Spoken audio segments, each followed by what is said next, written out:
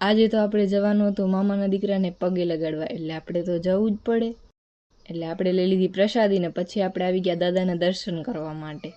આવીને આપણે કરી લીધી દાદાની અગરબત્તી અને દાદાના દર્શન.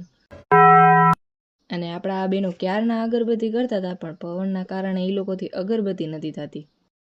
અને આને જુઓ, અહીંયા પણ રીલ જોવા બેસી ગઈ. कैसे कैसे लोग रहते हैं यार यहाँ पर। પછી આપણે બધાએ કર્યો નાસ્તો, અને આ તો અહીંયા પણ જીદ કરવા લાગી ગઈ. પછી આપણે નીકળી ગયા મોમાઈમાં જવા માટે. રસ્તામાં આપણાને યાદ આવ્યો ઓલો ટ્રકવાળો ટ્રેન્ડ, તો આપણે પણ ટ્રાય કરી લીધું. ને પછી આપણે આવી ગયા મોમાઈમાં.